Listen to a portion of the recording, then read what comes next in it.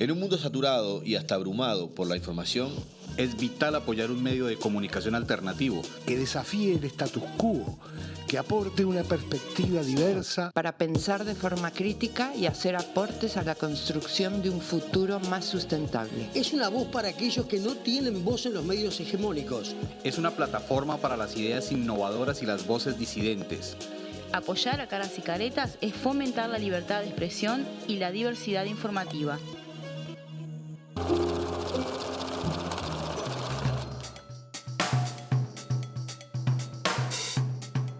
Buenas noches, estamos en Dato Mata Relato. Julieta Zidane, ¿cómo estás? Hola, muy buenas noches. Muy contenta de estar este lunes nuevamente de Dato Mata Relato, que esta vez no nos vamos a confundir de fecha. O no digamos fechas. No digamos. ¡Qué bochorno! Por favor, puede ser. Yo estoy re a favor de los errores. Así que vamos a equivocarnos mucho. Lo peor, es lo mejor. Peor, que yo armé la semana pensando en que el lunes era 26 de marzo. Claro. Toda la semana vine, hice el programa y nadie me corrigió. O sea, todos convencidos. Me dijeron, el acto el 26 de marzo va a ser el martes. Yo dije, martes, turismo. Qué raro, ¿no? Rarísimo. Y qué lástima que no comenté, que qué raro, esto me hubieran corregido, no nos hubiéramos equivocado. Pero bueno, obvio. La audiencia ahí estuvo... Son muy exigentes con nosotros. Sí. Algunos se rieron, otros nos criticaron, pero bueno, sí, nos equivocamos. En teatro lo que nos dicen siempre es fracasemos. Así por eso tenemos que empezar, en un momento tenemos que salir en vivo. Por supuesto. Bueno, ¿cómo vamos a arrancar el día de hoy? Bueno, hoy vamos a volver a nuestro tema del interior del país, que tuvo muy buena repercusión, que nosotros dijimos que era un tema que nos interesaba, porque tenemos muy pocos programas dedicados a analizar temas específicos de los departamentos del interior del país. Problemáticas económicas, sociales, y políticas también, porque siempre tienen su repercusión, que tienen mucho que ver con el desarrollo territorial, con la economía de nuestro país, con sectores claves y con realidades que son parte de la realidad de los uruguayos y las uruguayas. Entonces, nosotros nos hemos propuesto incorporar este esfuerzo de incorporar análisis de temas específicos. El otro día estuvimos trabajando, conversando sobre el tema presupuestal de la Intendencia de Paysandú. Y hoy te invito, Juli, a cambiarnos de departamento, a uno de los departamentos al mayor extensión. Vámonos a Tacuarembó. Me encanta Tacuarembó, estuve en un partido de fútbol de Tacuarembó versus Sudamérica y quedé apasionada con ese hermoso territorio. Bueno, en realidad nosotros ahora este análisis también lo queremos hacer mayoritariamente con personas del territorio, con referentes, con analistas, con personas que están involucradas en los temas. Y hoy los invitamos a trabajar el tema de déficit en la gestión territorial, clientelismo y dificultades a nivel departamental, la realidad del departamento de Tacuarembó. Para eso vamos a tener dos invitados y le damos la bienvenida acá en estudio al profesor Rudyard Esquivo, Lula Esquivo. Lula, bienvenido. Bueno, un gustazo estar por acá y compartir de este espacio. Que migraste. No. Andamos por la capital acá de paso, pero seguimos estando. Pero estás mitad y mitad, ¿no? Estamos en Tacuarembó y ahora este año vamos a estar mucho por allá. Qué bueno. Y después también vamos a integrar ahora en un ratito a la doctora Romina Padilla, una referente también territorial, mujer, joven, con una actividad social enorme, y que nos va a dar también una perspectiva de algunos de los temas, sobre todo que tiene que ver con las mujeres, con colectivos vulnerables, importante. Pero bueno, le damos la bienvenida a Lula, un amigo. Yo trabajé hace muchos años con Lula, hace como más de 20 años nos conocemos, creo. Claro. 19 años, 2005. 2005, en los comienzos del MIDES. Bueno, vos tenés una trayectoria, vos sos profesor de geografía, fuiste funcionario bancario mucho tiempo, y también con mucha actividad política, candidato a intendente. Wow. Pero docente al final. Que docente de vocación, bancario por obligación, porque tengo 5 hijos, ¿no? Claro. O sea que esa es la definición. Pero con anécdotas que y en la política un poco por compromiso en lo social, ¿no? Bueno, yo creo que eso, mucha actividad social, o sea, nosotros compartimos eso, patear el territorio, caminar, llegar a la gente, y bueno, fueron años muy, muy significativos, de mucho sacrificio, pero también de mucha actividad, así que bueno, yo tengo muy buenos recuerdos, tenemos muchas anécdotas de las sin que duda. van para un programa. Pero bueno, queríamos un poco conversar de lo que es el departamento de Tacuarembó, un poco de las características generales, cuál es la realidad económica y social del departamento. Es un departamento que conversábamos cómo ha cambiado mucho su fisonomía, su actividad en los últimos tiempos, pasando de un departamento de mucha ganadería extensiva a hoy tener sectores estratégicos, grandes proyectos, con un posicionamiento fuerte en lo que es la inserción internacional del país y con un potencial enorme, pero también en los últimos tiempos hemos visto algún deterioro enorme en muchos de los indicadores del mercado de trabajo, de los indicadores sociales, y con poca claridad en lo que es la perspectiva. Entonces queríamos un poco que nos dieras un panorama de lo que es el departamento de Tacuarembó hoy, para después ponernos un poco en lo que está pasando a nivel de la gestión más de la intendencia municipal y algunas dificultades en los términos presupuestales y en particular en algunos tributos que parece que no se condicen un poco con lo que son otras realidades departamentales o lo que debería ser, y esa realidad, ingresos, egresos, funcionarios, sueldos y demás. Bueno, creo que para empezar, lo más importante, hoy por hoy, ¿no? Si uno mira lo que te dice el Instituto Nacional de Estadística, que te está dando, por suerte, mes a mes prácticamente la tasa de desempleo y todo lo que significa las personas que no aportan al BPS, o sea, los informales. A diciembre de 2023, o sea, 3 meses atrás, es terrible la situación del departamento, que en el 2022 estaba entre los mejores, tenía unos 1.700 desocupados, estaba en los primeros 5 lugares en cuanto a ocupación. Pasa ahora, en finales de 2023, a 5.500 personas desocupadas, un informalismo que estaba en el 25% y que pasa a 37,7%. Estamos hablando de la mitad prácticamente de la población económicamente activa del departamento que está con problemas graves de empleo. Y ahí también en el medio el subempleo incluso informal, el subempleo formal, un montón de variables, pero la situación ha empeorado, tú lo decías, es estructural el problema, porque se viene agravando, se sigue agravando, y tenemos algunas cosas que han determinado esa situación, como es el hecho de la terminación del ferrocarril central, de la planta UPM, los 2 puentes que se construyeron. El sector de la construcción es uno de los más afectados, pero la desocupación continúa en aumento, y ese aumento de la informalidad, que es de más de 7.000 personas en prácticamente 6 meses. Es terrible, ¿no? Creo que para dar un pantallazo del departamento, eso tiene rostro de personas, de familia, jefes de familia, jefas de familia. Y bueno, ¿cómo salimos de eso, no? Nosotros esta misma situación, bueno, lo comentábamos hace unos meses, no me acuerdo si fue en octubre o noviembre, que yo tuve oportunidad de ir a dar una charla y un poco procesamos los datos y analizamos y vimos un deterioro enorme en todo lo que son los indicadores, en particular del mercado de trabajo, pero se daba también en otros indicadores sociales y en muy pocas perspectivas desde el punto de vista del desarrollo sectorial. Todavía saliendo del tema de la sequía, de las dificultades en algunos de los rubros claves como son a nivel de la agricultura y mismo de la ganadería, y sin una claridad de lo que iba a pasar en los mercados de commodities en ese momento. También hubo muy buen desarrollo de todo lo que fue la madera en el departamento y también de las energías, ¿no? con las energías renovables. Pero hoy en día lo que vemos es que todos esos indicadores se deterioraron muchísimo más, con una problemática de frontera, como de frontera extendida, que también lo sufre el departamento de Tacuarembó. Y esa misma problemática un poco trascendía a Tacuarembó y se daba en todo el eje Ruta 5, ¿no? Sí. Y también si seguíamos a nivel de los departamentos, veíamos este deterioro.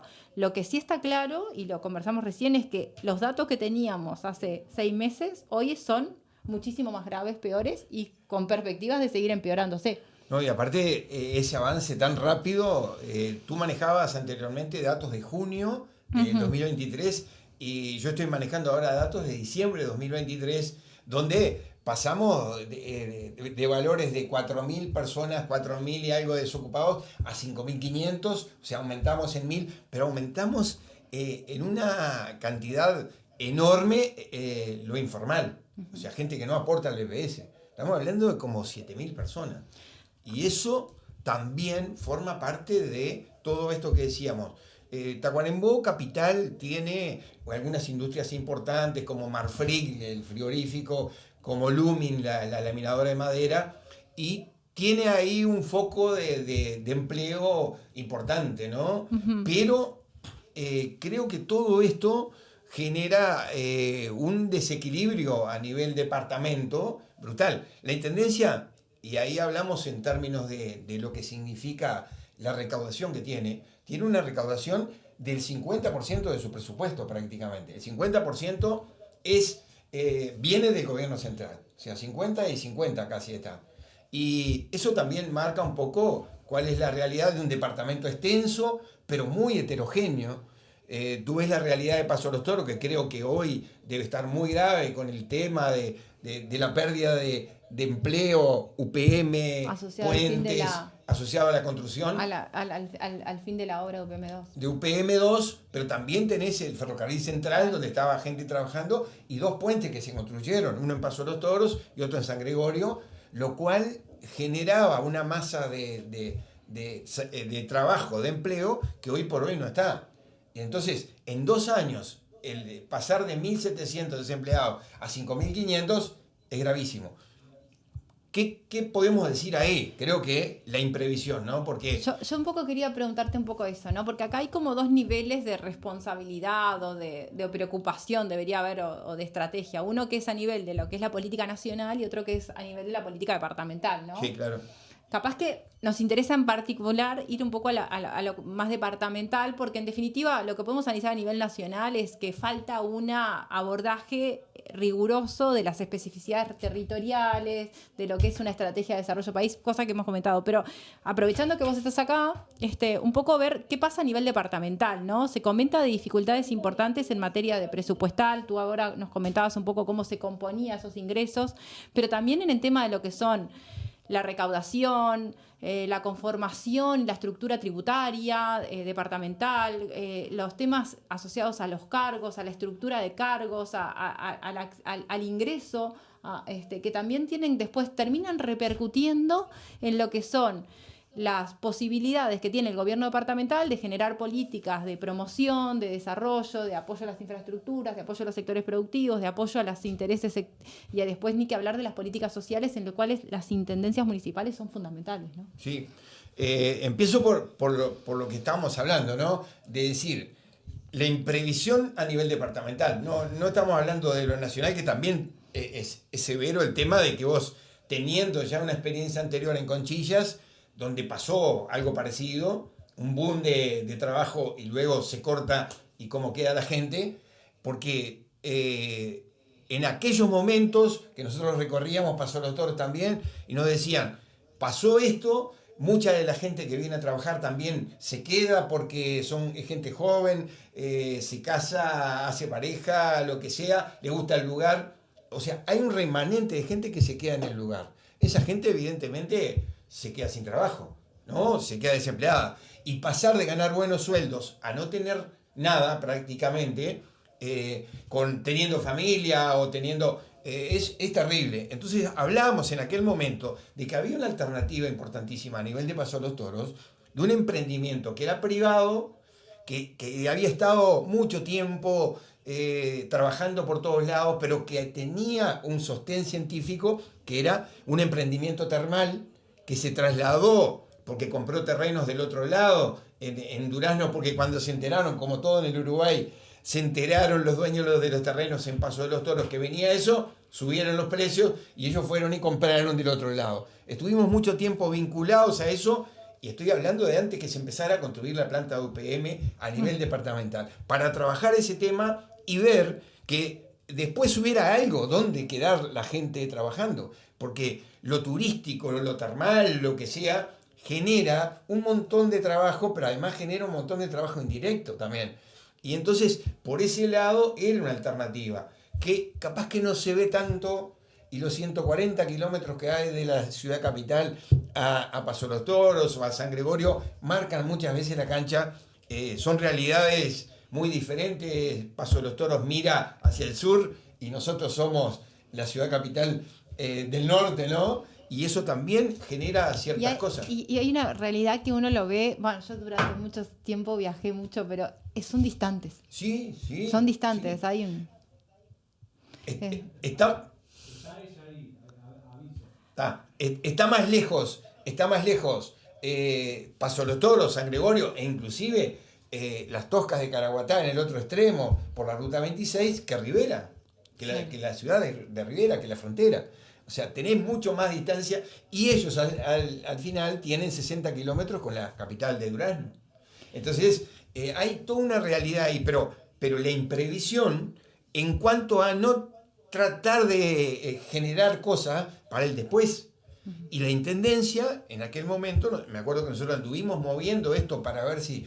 Porque la intendencia puede expropiar, puede generar un emprendimiento, habiendo los estudios que ya esta gente los había realizado, y aparte certificaciones de los pozos y lo que significa el agua termal ahí, es un agua salada, prácticamente salobre, como las termas de Almirón, el mismo prácticamente bolsón de agua. Y tener eso ahí, que no ha podido conseguir inversores, por eso no se ha desarrollado en Durazno, era una posibilidad. Pero hay que buscar otra, había que buscar, porque esto se venía en algún momento. Pasaba UPM y se venía esto. Bueno, pasó, se fue UPM, se terminó el empleo masivo, y hoy tenemos estos indicadores gravísimos que son de todo el departamento, que también en Tacuarembó hay dificultades, pero que, bueno, nadie los miró, ¿no? Desde el puesto de responsabilidad municipal, nacional, bueno... Déjame preguntarte rápidamente un panorama sobre cómo ves vos la gestión municipal. Sí, para después poder... te digo incluso brevemente, porque este tema le puse énfasis, porque cuando yo había leído lo de junio y cuando me pongo a leer esta semana, claro, esta semana me pongo a leer los datos nuevos del Instituto Nacional de Estadística, el susto, porque además esto tiene cara de persona, tiene cara de familia, de niños que están... Sí. Pero también se anunciaron cosas, porque hubo un anuncio de una planta de hidrógeno verde, ¿no? Sí, en tambores, pero claro, hay todo un montón de cosas, que hay un movimiento en contra, hay un montón de cosas. No es tan automático. No es tan así, también las consecuencias ambientales se están discutiendo, ¿no? Sí. Hoy por hoy emprendimientos de ese tipo no... Puede ser peor el remedio que la enfermedad. Claro. Si hablamos de intendencia, hay todo un capítulo, ¿no? Bueno. Porque nosotros tenemos una intendencia que tiene una elevada tasa de servicios municipales, o sea, de la tasa general municipal que se cobra, que hace que sea una de las contribuciones inmobiliarias más altas, ¿no? Estuvimos verificando con algunos compañeros agrimensores que trabajan junto con nosotros lo que cuesta tener una propiedad con el mismo valor catastral, de repente en Canelones y Montevideo, y valía 34.000 la contribución en Canelones con el mismo valor catastral, o sea, que se le aplica el mismo, y en Tacuarembó valía 52.000, es la contribución. Entonces, y comparamos con uno de Artigas y también, y encontramos que la diferencia estaba... una propiedad en Tacuarembó. La diferencia estaba en esa tasa general municipal, que es un paquete donde te cobran todos los servicios que te dan. ¿Y qué te cobran? Que no sabes porque no viene discriminado. Aparte, todavía cuando empezamos a analizar... Yo he visto en Maldonado a veces en la contribución que te cobran una cosa que no hay. Sí, bueno, ya está bien. Tasa de desratización, por ejemplo.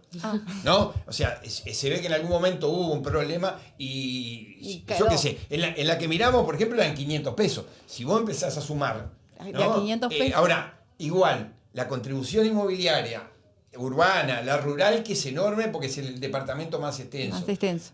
Todo lo que recauda la intendencia cubre la mitad del presupuesto departamental. ¿Y en qué se gasta ese presupuesto? Y bueno, hay ahí también una cosa de inversiones que, o sea, no podemos criticar todo, ¿no? Hay inversiones que se han hecho, se hacen obras grandes para mostrar, ¿no? Ahora está un parque temático, un parque supuestamente termal, o un parque acuático que se va a hacer en el balneario Iporá. Se han hecho inversiones. Pero eso todavía no es un gasto hecho. No, está en este presupuesto. Pero quiero decirle una cosa. Los salarios de los municipales son de los más sumergidos del país. Pero hubo una reestructura organizativa o algo así, o un cambio de estructura en Tacuarembó hace poco. Sí, pero el cambio de estructura fue crear 5 direcciones generales nuevas. ¿Que son 5 cargos de confianza? 5 cargos de confianza nuevos, o sea, ambiente, movilidad territorial, movilidad departamental y transporte, SECOED, proyectos, y no me acuerdo de la otra, pero son 5 direcciones generales que pasan a ser con el 35% del salario del intendente, ¿no? ¿Qué le genera al funcionario municipal con el cual nosotros conversamos? Hemos estado hablando con muchos de ellos por eso mismo, estuvimos consultando cuál era la realidad. Bueno, la intendencia, y eso nosotros hemos estado mucho en el tema municipal, tiene un escalafón sumamente precario, pero además no tiene concursos. Si vos no tenés concurso, ¿cómo ascendés? ¿Te morís en el mismo escalafón que entraste? Uh-huh. ¿O cuál es la alternativa? Quedó bien con mis superiores, con lo que sea, y se presta para el más crudo clientelismo. Claro. No hay otra. ¿Cómo puedo ascender en la intendencia de Tacuarembó si no hay concurso? ¿Cómo puedo cambiar en el escalafón? Que además los más de abajo andan en 26.000 pesos. ¿No? Un salario de un auxiliar de servicio me decían que es 26.000 pesos más o menos. ¿Cómo vos ascendés? Bueno, se presta para ese clientelismo, para ese tipo de clientelismo. Y yo creo que esta realidad hoy por hoy, lamentablemente, genera hasta otro problema. O sea, toda esta gente desocupada, ¿dónde va a pretender estar en algún momento? Y eso que se alienta, porque lo sabemos de adentro, hemos visto cómo se anota gente en otras elecciones. Yo lo pude constatar, que se anotaba gente para darle trabajo, pero que después no había trabajo.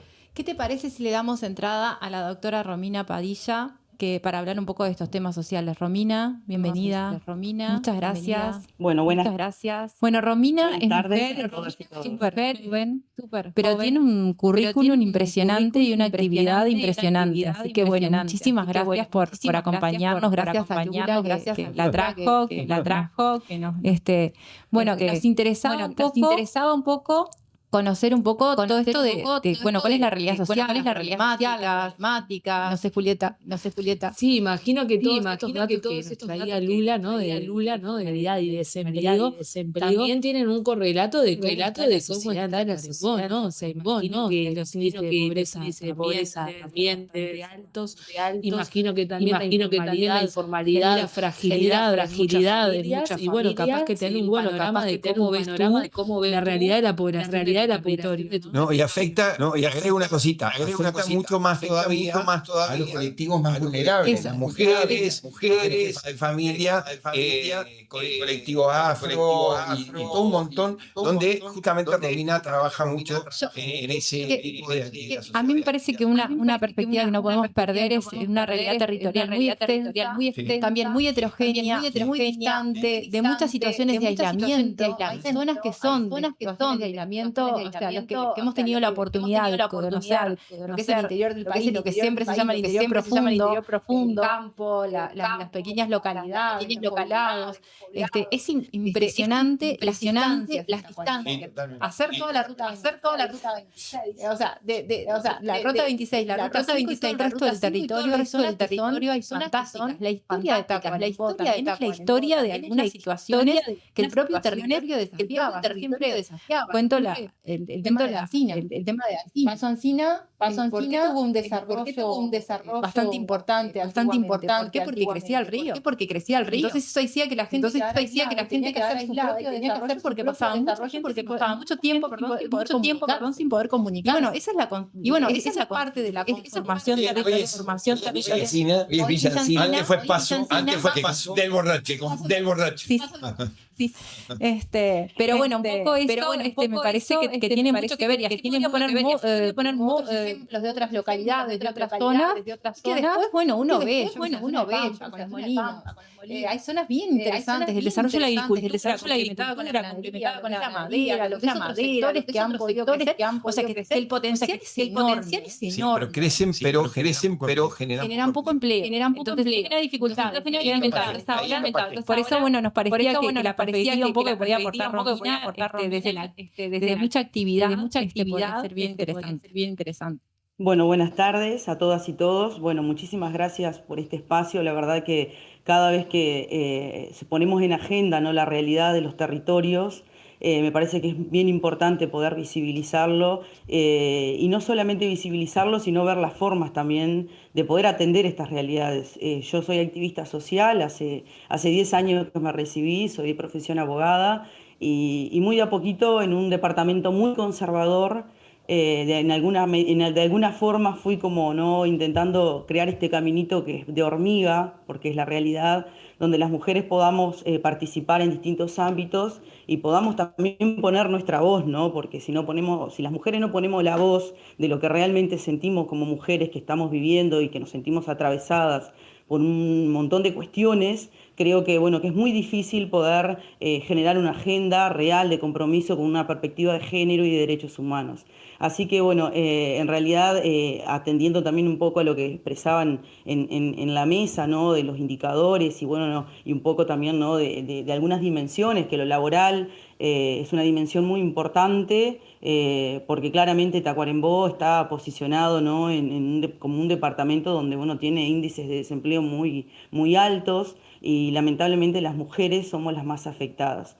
Pero yo no quería dejar de destacar también la importancia que fue para las distintas organizaciones, ¿no?, de nuestro departamento, y cómo repercutió también una crisis que en realidad fue una crisis mundial, como fue la pandemia, ¿no?, donde en realidad todo el mundo nos decía que nos quedáramos en nuestras casas, y pensando un poquito, ¿no?, que ustedes hacían mención a Encina, San Gregorio, Caraguatá, bueno, ahí también tenemos realidades lamentables desde la perspectiva laboral, pero no solamente la perspectiva laboral, sino también realidades que viven las mujeres diariamente, ¿no?, en esto de las desigualdades, de las brechas salariales, de la posibilidad de poder acceder a distintos espacios donde, bueno, podamos de alguna medida encontrarnos con otras y también con otros para poder pensar, ¿no?, estas situaciones y estas realidades.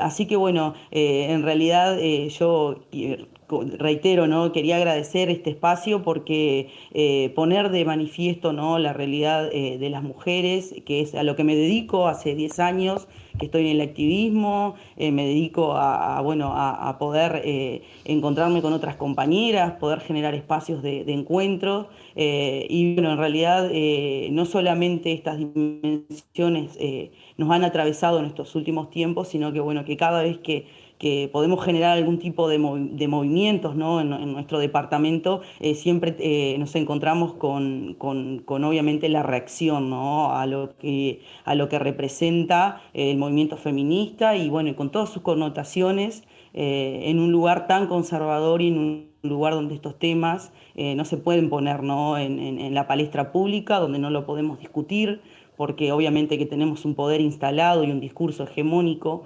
instalado, y que es muy difícil ir también muchas veces contra esos. Entonces estamos en una realidad muy difícil para las mujeres, desde la perspectiva laboral, desde la violencia.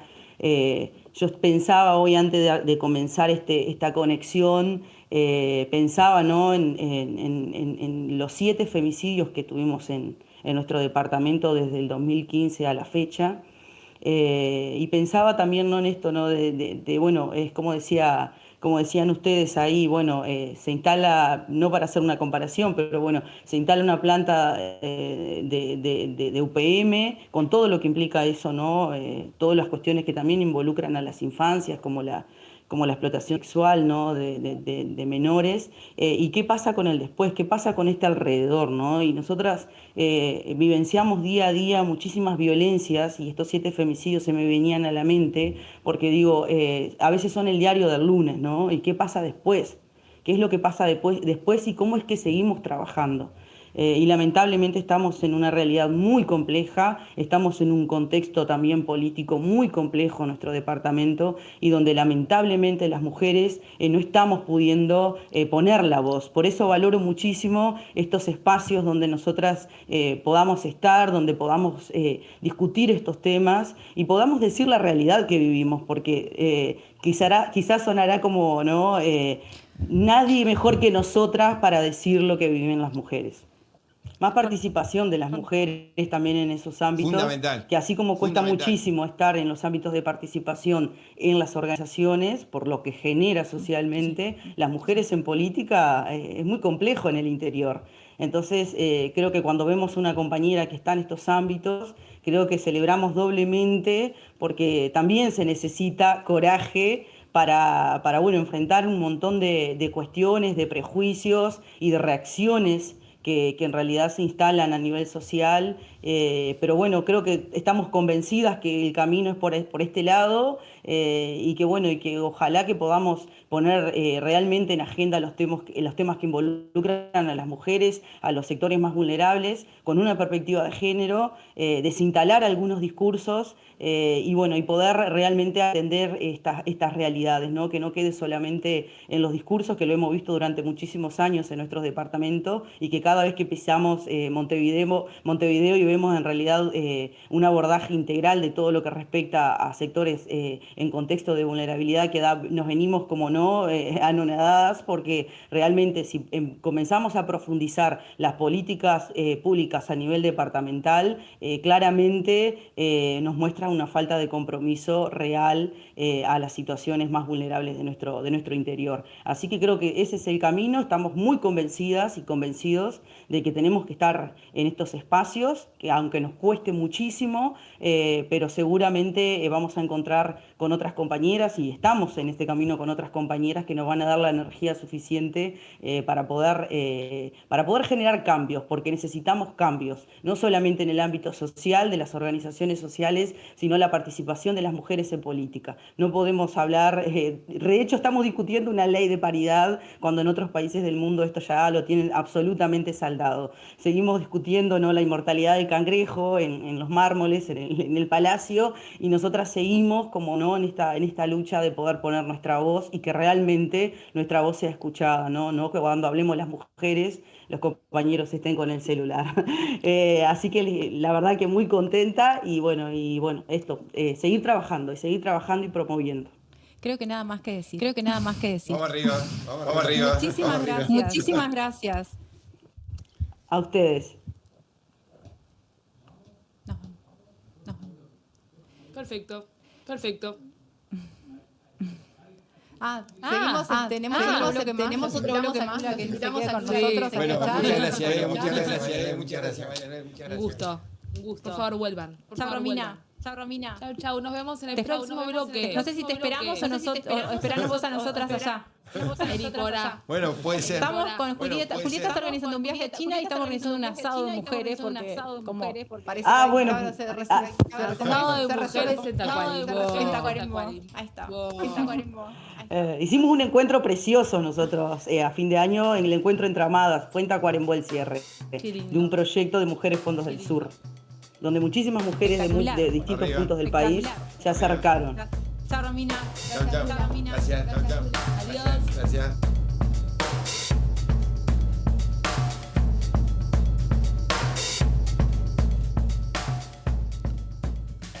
Bueno, en esta segunda parte queremos seguir hablando sobre el mundo del trabajo, pero desde una nueva perspectiva. Nos olvidamos de los temas salariales específicamente, los indicadores tradicionales y los indicadores de empleo, y les proponemos hablar sobre los nuevos fenómenos laborales, en particular las plataformas digitales. Y en este bloque lo llamamos plataformas digitales, nueva forma capitalista de precarización y apropiación del valor. El mundo del trabajo viene cambiando en forma demasiado vertiginosa, demasiado rápido, en la cual ni los trabajadores, ni los sistemas educativos, ni las propias empresas, ni las instituciones, ni siquiera las políticas laborales tienen capacidad de incorporar todos los cambios que se generan, donde la disrupción tecnológica es de tal magnitud que lleva a nuevas formas laborales que vienen llegando a consecuencias en lo cual los que terminan siempre perdiendo son los y las trabajadoras.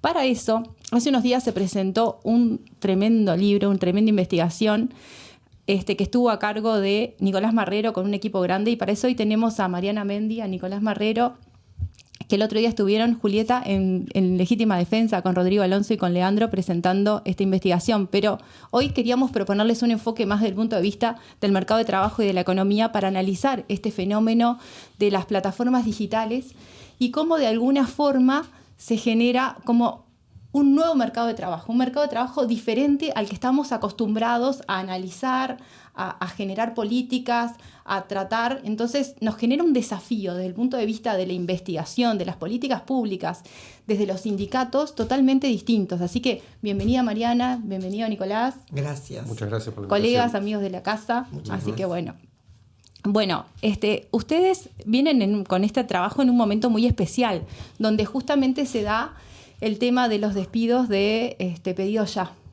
que es un ejemplo claro de lo que son las plataformas digitales, pero que en realidad el hecho como tal, que es un poco lo que llama la atención, también lo que está mostrando es qué es una plataforma digital, que hay otros fenómenos que se dan en el mercado de trabajo que nos están superando. Entonces queríamos un poco analizar desde el punto de vista del impacto en el mercado de trabajo, del impacto en los trabajadores, en las relaciones laborales, estos fenómenos de las plataformas digitales, que son procesos que llegaron para quedarse, que en algunos países con mayores capacidades están como mejor incorporadas, pero que en realidad es como difícil combatirlas, es como que están instaladas y hoy están presentes y están desafiando tanto a lo que es la normativa laboral, como sobre todo el sistema de seguridad social. Entonces queríamos un poco conversar y para eso, que nos contaran de la investigación, pero ver un poco qué es esto de una plataforma digital y qué relevancia tiene hoy en el mundo del trabajo y en particular en Uruguay en relación a otras realidades. Dale vos.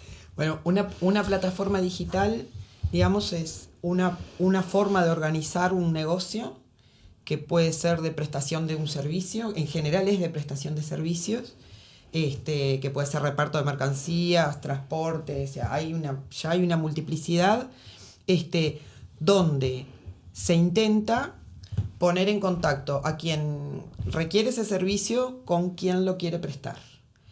Pero el centro del asunto está en el dispositivo tecnológico que hace ese contacto, digamos, ¿no?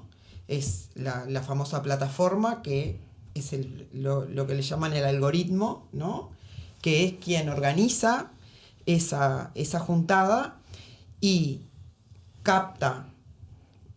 para mí capta dos cosas grandes: información y genera valor, y el valor de ese intercambio se lo apropia, digamos, este intermediario a través del logaritmo. Sin embargo, el producto, digamos, es más que el servicio. O sea, el producto es, si el servicio, ¿no? Yo llamo, me traen una comida, pero creo que el producto central es, valga la redundancia, la producción de materia prima, que es ese cúmulo de información y de datos que proporciona quien demanda el servicio y quien lo presta, ¿no? Porque en realidad, por ejemplo, si haces un pedido, yo no soy de ese mundo, pero tengo una hija de 8 años que me manda. Sí. ¿Por qué vas a salir si podés pedir?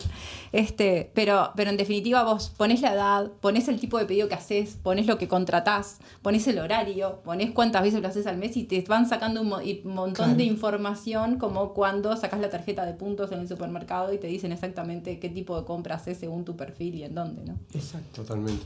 Estamos ante un fenómeno que algunos llaman capitalismo de plataformas, ¿no? Como si fuera una nueva etapa del capitalismo, donde, como señalaba Mariana, quizás uno de los elementos fundamentales es la posibilidad de valorizar la extracción de datos, de procesarlas y mercantilizarlas, en definitiva, ¿no? Venderlas. Esto es un aspecto central porque las plataformas, como señalaba Mariana, acumulan un conjunto de información que pueden ser valorizadas. Pero esto, sin embargo, en el caso de las plataformas de reparto, incluso Uber y demás, lleva a ciertas confusiones, porque las empresas se auto-identifican como empresas tecnológicas y por lo tanto se desentienden, digamos, de los vínculos laborales que establecen con conductores o con repartidores. Entonces, esto lleva a la confusión de que parecería que el algoritmo de la plataforma fuera solo un programa, fuera solo un registro de tipo tecnológico y no que establecieran relaciones laborales, ¿no? Entonces son empresas, Uber es una empresa de transporte, Pedido Ya es una empresa de reparto, ¿no? Donde utilizan el medio tecnológico como forma de acelerar, digamos, y de valorizar su negocio, ¿no? Este me parece un aspecto que es central, pero que es novedoso también, digamos. Yo tenía como dos ideas que no tengo capacidad para analizar, pero me parece súper interesante poder discutirlas y nos quedó en pendiente con Julieta discutirlas un poco más entre nosotros y dijimos, bueno, lo tenemos que hacer con ustedes, ¿no? Es como dos preguntas. ¿Estamos ante un nuevo mercado de trabajo? O sea, aquella idea del mercado de trabajo que tradicionalmente analizamos, estudiamos, tomamos los modelos de la OIT, no sé, la genérica. ¿Es un nuevo mercado de trabajo? Después, ¿se puede decir que las plataformas digitales cambian la naturaleza del vínculo laboral? ¿Cómo se hace para, de alguna forma, salvaguardar las naturalezas de las relaciones laborales que son tan importantes a la hora de generar la protección del trabajador, la generación de derechos, la atención de determinadas condiciones que cuando uno depende de comunicarse por una plataforma que te pide o no te pide determinado servicio, y después perdés la desvinculación, la licencia, cualquier contingencia que pueda tener un trabajador, quedás totalmente desamparado, ¿no? Ahí es una muy buena pregunta. Yo creo que no sé si estamos frente a un nuevo mercado laboral, sino que estamos frente al mercado laboral capitalista al cual se le agregan complejidades, ¿no? Y yo hoy cuando estábamos hablando al comienzo, pensaba, estos fenómenos, por ejemplo, cuando vos vas a las estadísticas del mercado de trabajo, ¿no? La típica información que nos da la encuesta continua de hogares, y yo decía, ¿cómo figurarán estos trabajadores? Seguramente figuren como trabajadores cuenta propia sin local. Antes cuando yo iba a facultad los estudiabas como un caso y decías, bueno, era parte de la gente precarizada. Lo cual no nos dice nada, ¿no? Porque decís, bueno, me acuerdo yo de esa época de estudiantes de los análisis del mercado laboral, donde el cuenta propia con local era aquel que tenía ya una inversión. Hace 2 o 3 años. ¿No? Que era el que tenía una cierta inversión, y el sin local era el cuentapropista, el típico, ¿no? El precarizado y tal. Y yo ahora pensaba, estos trabajadores figuran en la estadística, por ejemplo, como cuenta propia sin local. Claro. ¿No? ¿Cómo trabaja? Por cuenta propia o de acuerdo a lo que se releva. Lo cual no da cuenta realmente de esa diferencia, ¿no? Porque no es lo mismo, no sé, imagino un carpintero que hace changas, ¿no? En casas, repara, que uno de estos trabajadores. Y me parece que es clave este tema de la definición del vínculo laboral, porque ¿cómo se define actualmente el vínculo laboral? En Uruguay y en otros lugares del mundo donde suceden estas plataformas. Me parece que ahí hay 2 formas de definir el vínculo, una que es a priori y otra que es a posteriori. La que sucede actualmente es el a posteriori, y sucede a nivel judicial y no a nivel de un marco legal ni a un nivel del contrato, ¿no? El trabajador a priori tiene que abrir en general una unipersonal, ¿no? Contrata, la suposición es que el contrato es entre iguales, cosa que a nuestro juicio no es así. Contrata con la empresa de la plataforma, y después frente a determinado tipo de problemas, porque ¿qué pasa? La relación en teoría es una relación entre empresas, ¿no?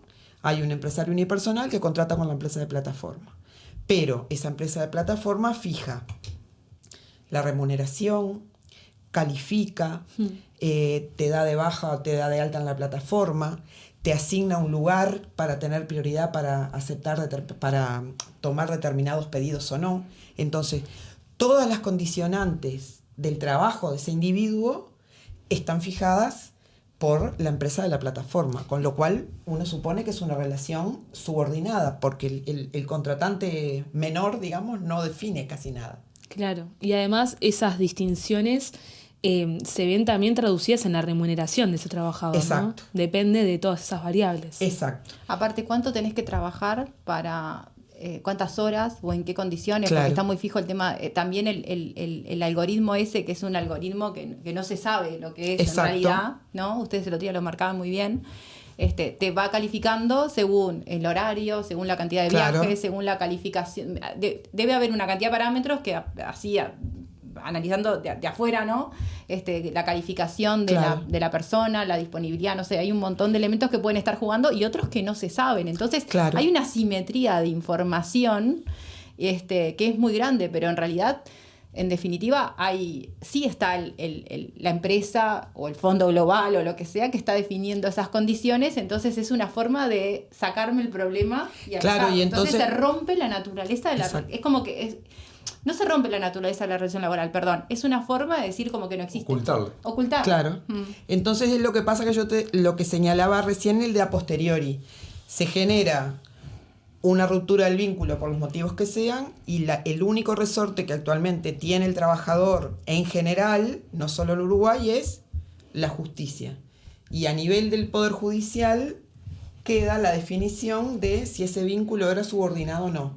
Claro. Y hasta ahora, más o menos, los fallos judiciales, en general, en Uruguay hay menos, pero en España hay más, hay distintas realidades, pero en realidad es como mitad y mitad. Unos jueces dicen que era subordinado y otros que no. Por eso digo, la relación laboral queda definida realmente, por decirlo de alguna manera, posteriori. Hay un desafío de la investigación también en el derecho, ¿no? Exacto. Totalmente, sí. Y además una cosa que me parece importante resaltar es como esta cuestión de las aplicaciones que también se aprovechan de ese vacío legal y de ese marco regulatorio, también es la expresión máxima de lo que estamos viendo hoy en día, ¿no? De que hay una visión de en contra del Estado, otra visión de que el mercado tiene que regular nuestra convivencia, nuestra sociedad, y cómo también algunas personas plantean que este tipo de trabajos son como la solución que le da al mercado a una problemática real, que es la falta de oportunidades laborales de un sector de la sociedad que es totalmente excluido del trabajo formal, y cómo también todo es una cuestión tan simbólica y es la expresión tan grande de capital, que está esta cuestión de hasta competir con uno mismo para generar un salario digno, ¿no? Y esto de ser tu propio jefe. Y además la expresión política de quienes trabajan en estos trabajos, por ejemplo, han salido que Milei, gran parte de los trabajadores de Pedido Ya fueron votantes de Milei, ¿no? O sea, cómo analizar también desde esa perspectiva, no sé si sociológica o política, de todo lo que significa esto, ¿no? Realmente. Bueno, sí. El discurso armado ese de manejar tu propio tiempo, ¿no? Exacto. Si no tenés, o sea, la libertad con la nada no es libertad, ¿no? Nosotros hemos manejado eso. Yo creo que existe como 2 o 3 elementos claves ahí para analizar. Primero, que estas plataformas existen en tanto las condiciones sociales de superexplotación de una masa de trabajadores, que podemos llamar muy precarizados, inmigrantes, muchos de ellos en toda América Latina. En el caso de Brasil es distinto porque son más trabajadores de las favelas, pero es decir, se apoyan en condiciones de extrema, de un mercado de trabajo, digamos, que está en un contexto de precarización muy importante. Y quizás no sé si es un nuevo mercado de trabajo, sino una nueva segmentación del mercado de trabajo. Y en este sentido, el agregado quizás novedoso a estas nuevas formas es el encubrimiento, por un lado, del vínculo laboral que hablaban recién, y lo que tú decías, el encubrimiento ideológico, ¿no? Es decir, esta idea del emprendedurismo, ¿no? El libro está un poco centrado en esta idea del emprendedor, ¿no? Esta idea de soy jefe de mí mismo y por lo tanto compito con otros trabajadores. O sea, se rompe aquello de la conformación de los lazos de solidaridad entre trabajadores y se pone en un dispositivo muy poderoso de competir entre sí. Entonces la idea de jefe de sí mismo que se asocia al tipo de vínculo laboral unipersonal está muy, muy pegada, ¿no?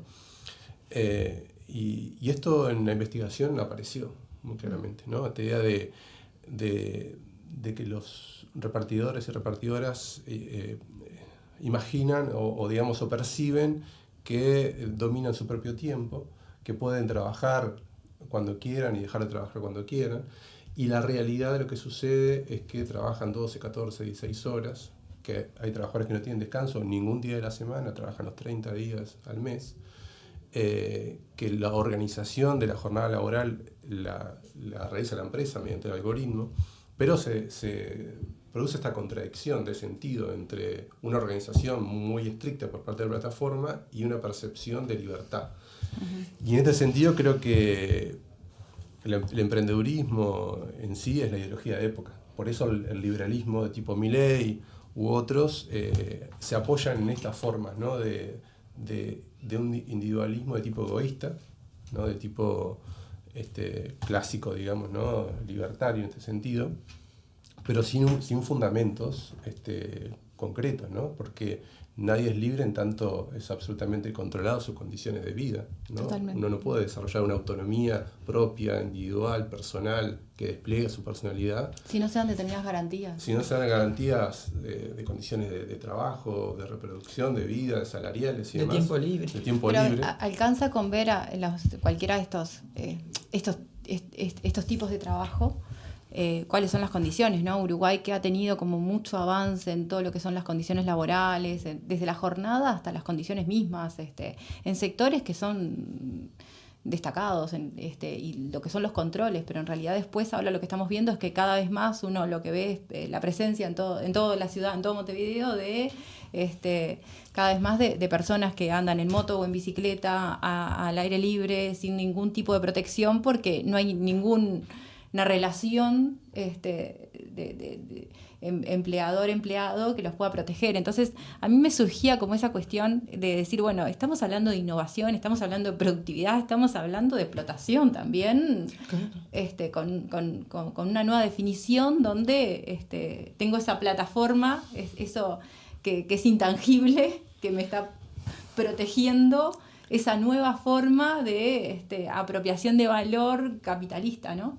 Claro, pero no es a mí me parece que una de las grandes trampas de esta forma es justamente la palabra pobre, que el algoritmo no tiene. Yo digo, el algoritmo no tiene la culpa, ¿no? El algoritmo lo hizo alguien. Es intangible, ¿verdad? No, hay una materialidad atrás de la. O sea, frente a algo que aparece indefinido, el algoritmo no va a ir a negociar al Ministerio de Trabajo. Y el algoritmo, bueno, vos que sos economista lo debes saber mejor que yo, que estoy olvidada de cosas, vos, cualquier operación matemática le fijas los términos. Sí, hay una persona atrás que lo programó. Yo defino qué operación voy a hacer, ¿no? Bueno, todas esas cuestiones. Entonces, ese algoritmo está condicionado por la estrategia empresarial de quien elabora ese algoritmo como mediador, digamos, de determinadas relaciones. No es intangible. Igual que cuando decimos la nube, ¿no? Y cuando decimos la nube, ¿qué nos imaginamos? Una nube. ¿No? Algo etéreo allá arriba. No, la nube es un conjunto de servidores, ¿no? Que tienen una materialidad, que están situados en un lugar geográfico, ¿no? Que si desaparecen... Y que hay uno que paga por almacenar determinada información que generó determinada forma. Las cookies también. Las cookies. Entonces, claro. Todos muy amigables, ¿no? Claro. Entonces, vos ponele a aceptar, como te dice.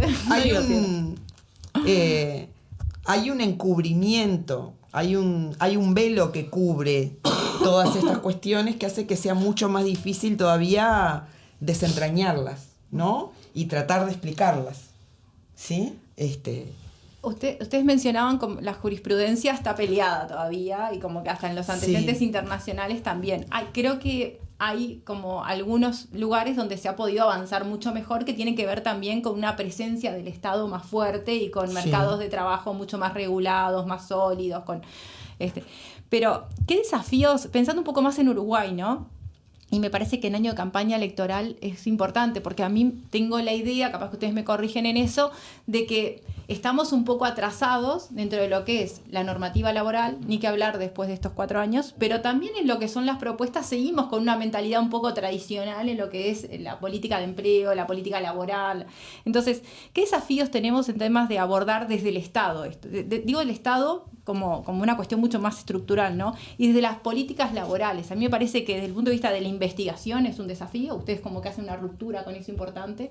Que lo hagan en una alianza universidad, movimiento sindical, me parece fundamental porque tiene que ver mucho con un enfoque necesario, y ahí el rol también desde la Universidad de la República y desde lo que es el PICNT, importantísima. Y también de analizar cómo, qué medidas para atender qué cosas, ¿no? Y ni que hablar los desafíos en materia de protección social que estamos hablando intergeneracionalmente a futuro, donde cual tenemos un sistema de seguridad social que no solo no fue diseñado, sino que nunca se actualizó para los nuevos vínculos laborales. Los nuevos vínculos laborales se reproducen, existen, empiezan a crecer. Pero aparte acabamos de salir de una reforma de la seguridad social, iniciamos una reforma, no salimos, donde ese tema no estuvo presente, ni por casualidad, ni en un titular, exacto, ni en un pendiente, ni en un se va a estudiar esto, ¿no? Sí, totalmente. Creo que ahí el desafío fundamental de la regulación es justamente dar cuenta de la naturaleza del vínculo jurídico laboral y determinar si todo este tipo de trabajo, lo que hemos denominado la uberización del trabajo, son trabajadores dependientes o independientes. Hay en Uruguay está en discusión, tanto a nivel de la jurisprudencia como proyectos de ley que están empezando a discutirse, que por un lado consolidan lo que nosotros, el proyecto actual, por ejemplo, que está en Comisión de Legislación de Trabajo del Gobierno, consolida las dos formas de trabajo, ¿no? La dependiente y la autónoma. La dependiente en realidad no la consolida porque ya existe, ¿no? Históricamente. Lo que consolida es la forma autónoma, o nosotros decimos la falsa autonomía. Por lo tanto, en lugar de cubrir a los trabajadores de la protección social que las empresas han evadido, lo que hace es consolidar la ausencia de derechos. Bajo la forma, le estamos dando algunos derechos que hoy no tienen, cuando en realidad deberían tener todos los derechos. Y para mí, para nosotros, la cuestión fundamental consiste en poder desprender, digamos, el tipo de relación contractual o la conceptualización del tipo de relación contractual con la forma en que se organiza el trabajo. Claro. Claro. Ese es el asunto fundamental, ¿no? Porque asumir que un tipo de relación contractual lleva una misma organización de trabajo es un error. Entonces, perfectamente pueden existir una forma de organización de trabajo donde sea un tiempo flexible, la jornada laboral se autoorganice como sea, y tener una relación de dependencia donde tengan todos los derechos garantizados, salario vacacional, un salario justo, mínimo, etc. Entonces, ese tipo de cosas es con lo cual la legislación tiene que avanzar, comprendiendo también las nuevas formas de trabajo que se están desarrollando. Yo creo que ahí está uno de los nudos fundamentales de la cuestión. El otro nudo es la cuestión del algoritmo en sí, porque además de legislar sobre el vínculo laboral, hay que legislar sobre el algoritmo y la transparencia del algoritmo. Hoy es un mecanismo de generación oculto, absolutamente incomprensible, pero porque es exprofeso, se hace incomprensible, o pareciera oculto, incomprensible, oscuro. Y la legislación y el Estado puede avanzar, como se ha hecho en España, como se ha intentado en Canadá y en otras partes donde se legisla sobre conocer el procedimiento de cómo el algoritmo, cómo la empresa determina los tipos de decisiones que toman, las restricciones que le ofrece al trabajador, las sanciones y un conjunto de elementos. Es decir, brindar información clara, precisa, y que es perfectamente posible, porque nunca antes en la historia se ha podido contar con información tan abundante en tiempo real de las condiciones de trabajo y de las situaciones de trabajo. Creo que eso el Estado es el que tiene que, poder avanzar en esa materia. ¿Cómo se incorpora esto en lo que es un proceso de negociación colectiva? Que sería el ámbito natural de llevarlo, ¿no? Y a mí me parece que en un proceso de negociación colectiva, y volviendo a esto de sacar de develar en el sentido literal de quitar el velo, en la negociación colectiva se puede comparecer tripartitamente, al igual que cualquier otro sector, los directivos de las empresas de plataforma, porque son quienes comandan el algoritmo, ¿no? Y los trabajadores. Esto no, así se dice fácil, pero creo que implica una serie de desafíos, ¿no? Los trabajadores están desamparados desde varios lugares. Los trabajadores están desamparados, no sé si es exacta la palabra desamparados, pero bueno, es una organización en términos históricos relativamente incipiente, más allá de que hace muchos años que están. Pero hay dificultades de sindicalización, claro, porque en esta cuestión de que algunos creen que son autónomos y otros no, hay un porcentaje pequeño que se sindicaliza. Es una forma de trabajo nuevo que no necesariamente se comprende a cabalidad por parte de todo el movimiento sindical, ¿no? Hace poco se ha visto en noticias, ¿no? La diferencia, por ejemplo, entre trabajadores de Uber y el sindicato del transporte, claro, ¿no? Entonces, creo que esa forma de negociación laboral tripartita debería de trabajarse para consolidarla. Esto tiene que ver con esto que hablábamos de las políticas públicas, los instrumentos de políticas públicas. Para mí, quien piense en una política pública que englobe al trabajo y al trabajo en su totalidad, ¿no? A todas las formas de trabajo, y piensa en la protección de los trabajadores, tiene que pensar en que estas formas de trabajo requieren quizá una formación específica, que no debe ser como esquivar señales de tránsito y manejar mejor y más rápido, no como sí, curso operativo, sino que debería ser todo lo que tiene que ver con esto, con el algoritmo, con la naturaleza de las relaciones laborales, con nuevas formas. La historia del trabajo ha mostrado que, de acuerdo a han avanzado, no sé si es avanzado, pero han transcurrido distintas formas de organización del trabajo, eso ha tenido un correlato en formas de organización de los trabajadores, ¿no? Y bueno, creo que también los trabajadores y las trabajadoras tienen como que tomar ese aprendizaje histórico y ver de qué forma se organiza esos sectores nuevos, que además están integrados por muchos trabajadores migrantes que vienen, claro, de culturas sindicales y de culturas políticas distintas y que no siempre entienden los procesos nacionales. Y muy desamparados también, ¿no? Y muy desamparados. Entonces creo que socialmente ese conjunto de trabajadores nuevos porque llegaron hace poco, ¿no? Son nuestros vecinos nuevos, ¿no? Son nuestros nuevos compañeros de escuela para nuestros hijos, ¿no? Pero también son nuevos trabajadores porque están insertos en nuevas formas de trabajo. Bueno, ¿cómo socialmente vamos a amparar a esos trabajadores? ¿Cómo sindicalmente vamos a incorporar a esos trabajadores a una visión de conjunto, trabajadores y trabajadoras? Y cómo además también analizamos críticamente una serie de cuestiones que hegemonizan el pensamiento y que creo que se dan de bruces, se contradicen. Por ejemplo, el último censo nacional, y eso lo tienen que pensar quienes están en carrera o con vocación de dirigir los destinos de nuestro país. El último censo dice que la población no creció, excepto lo poquito que creció la población fue gracias al aporte de la inmigración. También la estadística nos dice que la mayor parte de la pobreza se ubica en los niños pobres, claro, ¿sí? En los niños que están en situaciones de pobreza. Entonces, ¿cómo nos imaginamos el futuro? ¿No? Porque también es cierto, el trabajo de investigación, que para mí es excelente, que hicieron los compañeros, nos muestra que en ese contingente de trabajadores migrantes hay trabajadores con niveles educativos muy altos, pero no tienen otra que salir con la moto o con la bicicleta, ¿no? Entonces, sí, la población aquella que está logrando que el país crezca, por lo menos poblacionalmente, ¿no? Que son los sectores más desfavorecidos de la sociedad y que son la nueva población migrante, está trabajando precariamente, o sea, tiene un montón de carencias. Bueno, ¿cómo pensamos el futuro? Porque me parece que eso tiene que ver con cómo pensás el Uruguay de aquí a 30 años y de aquí a 50. Sí, trasciende mucho al fenómeno propiamente. Una cosa que yo quería aclarar es que, a ver, la situación que se da de pedido ya tiene que ver con una situación de la empresa en un tipo de área de la empresa que tenía que ver con el sector operativo. El sector operativo. que a su vez tuvo una situación de despidos masivos y que permitió al sindicato operar, pero que también puso en discusión esto, que ustedes justo estaban en un proceso de publicación de esta investigación, que era la otra área de la empresa, uh-huh. que era los repartidores mismos, ¿no? Uh-huh. Entonces, fue un fenómeno que se mostraron desde dos caras, que en definitiva también eran de la parte menos protegida, con menos posibilidades.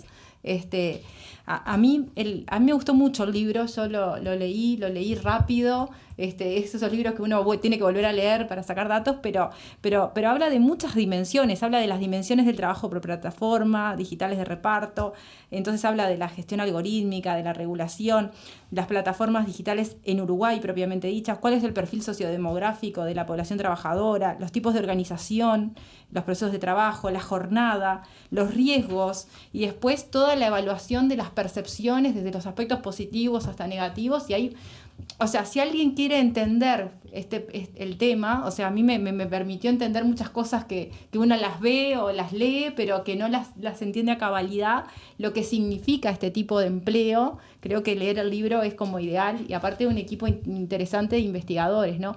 Que yo le vi otra cosa positiva, que más allá de ser un trabajo de investigación muy sólido desde el punto de vista profesional, también está el acceso de que mucha gente que le interese pueda leerlo, ¿no? Sí. Eso me parecía como súper importante. Quería hacer esta distinción porque me da la sensación de que a veces se mezcla lo que fue el fenómeno de los despidos de pedido ya con lo que estamos estudiando propiamente dicho, con lo que estamos analizando propiamente dicho, que es otro tema. Y una pregunta que a mí me parecía que era interesante pensando en esa perspectiva. Primero, que se destapan muchos temas mucho más complejos que solamente los temas laborales. El tema de la cuantificación me parece fundamental, la descripción, y también es decir, bueno, esto es el fenómeno de las plataformas digitales. ¿Existe posibilidad de restringirlo o de alguna forma necesitamos regularlo, ¿no? O sea, no podemos a veces ir contra realidades que se instalan, pero sí necesitamos de entenderlos mucho más, de regularlos y de buscar las perspectivas desde lo que son, bueno, los grupos más desfavorecidos, ¿no? ¿Los derechos laborales y las plataformas digitales son compatibles o no son compatibles? Deberían serlo y debería ser un tema de política. Pero, o bueno, tienen que. Una cosa, quizás enganchando esto que decís con el tema anterior. Yo creo que en el diseño de la política pública, en definitiva, es muy importante, digamos, que esté la participación, la incidencia de los trabajadores organizados, y los trabajadores organizados. Y más en este tipo de temas, que en definitiva son los más afectados. Entonces, hay ahí una necesidad, digamos, de incorporar esa incidencia fundamental.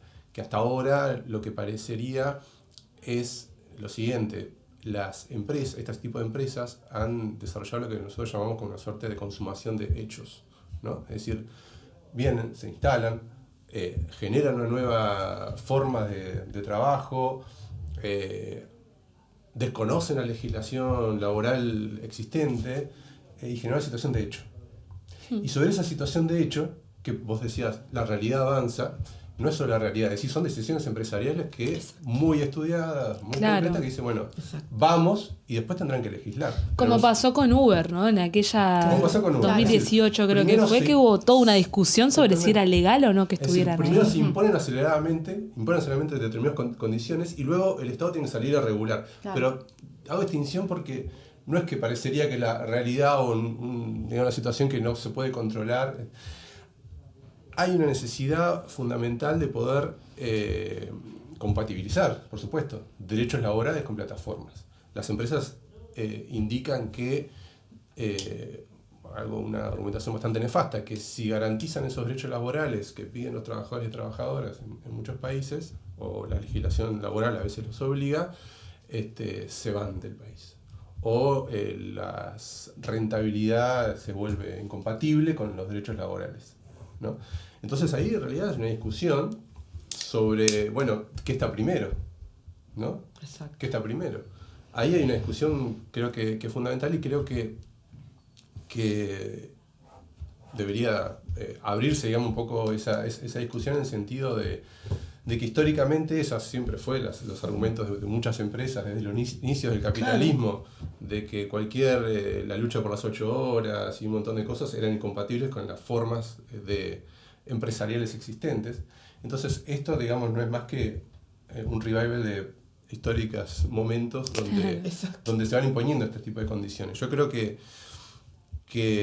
el rol de la regulación por un lado y del movimiento organizado por el otro son absolutamente fundamentales, y pondría el acento no solo en la regulación, sino específicamente en imaginar nuevas formas de organizar tanto a los trabajadores inmigrantes como fuera, más allá de los inmigrantes. Creo que ahí hay un desafío importante en cómo pensar estas nuevas formas de trabajo que incluyen a los trabajadores de reparto, a los de Uber, pero va más allá de eso. Exacto. Es una tendencia que está transformando el mundo del trabajo en un sentido general, que está transformando a la clase trabajadora en sentido general, porque los algoritmos de inteligencia artificial, estas formas de contratación precarias se van extendiendo no solo a las poblaciones más precarias, sino también a los profesionales, a los abogados, a los profesores.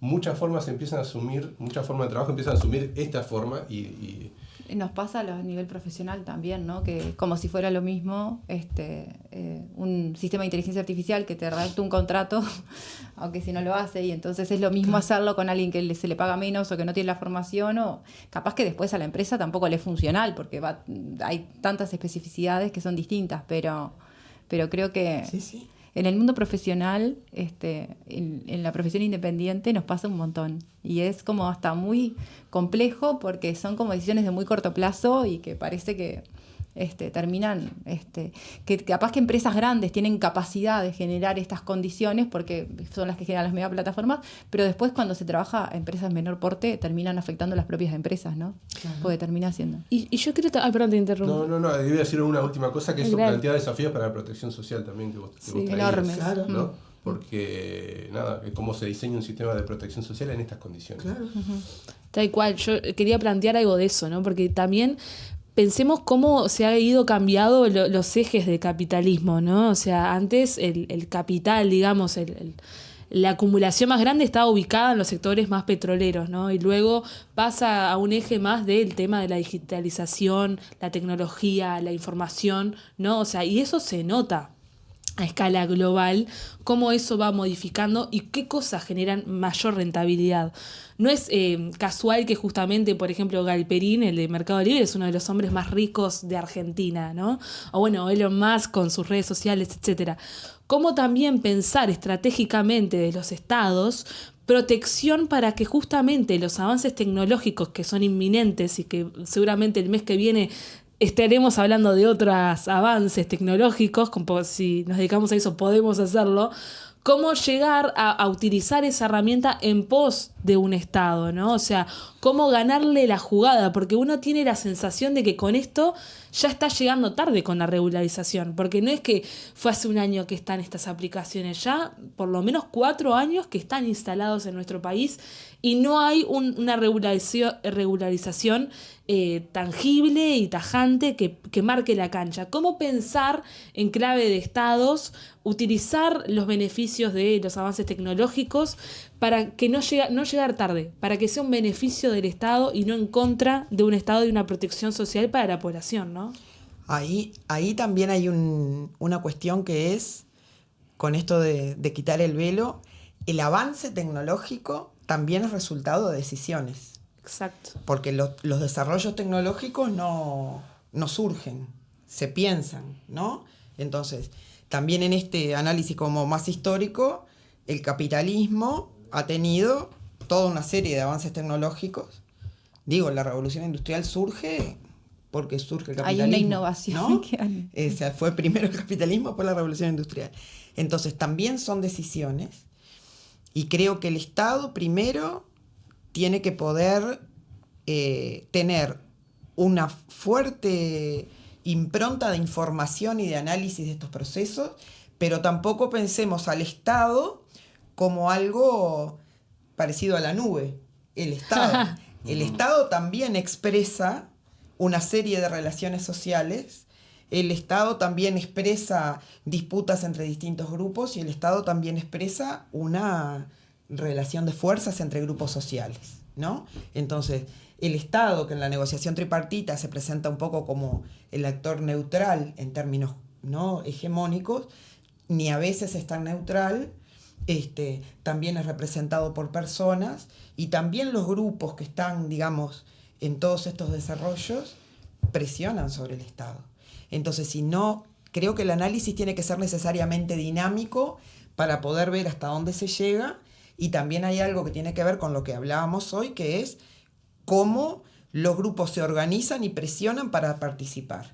En la medida en que los trabajadores y las trabajadoras de estas nuevas formas sean amparados por las organizaciones colectivas y puedan presionar sobre el Estado y hacer valer sus derechos, o sea, el mundo laboral tiene también mayor y menor nivel de democracia, muchas veces es menor que el propio nivel de democracia que tiene un país. El mundo del trabajo es un mundo bastante antidemocrático, sobre todo desde el punto de vista de la organización del trabajo. No necesariamente de la negociación colectiva, sino a veces desde el punto de vista de la organización del trabajo. Entonces, me parece que también hay que analizar esa movida teniendo en cuenta el rol del Estado, la composición del Estado y cómo también se empuja sobre el Estado, ¿no? Eso no es fácil.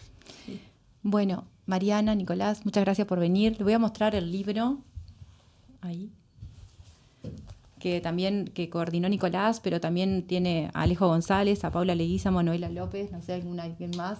Creo que en realidad deben estar ya preparando otra etapa de trabajo. Muchas gracias por venir. Es un tema que nos supera totalmente a nosotros. Sí, a todos nos supera.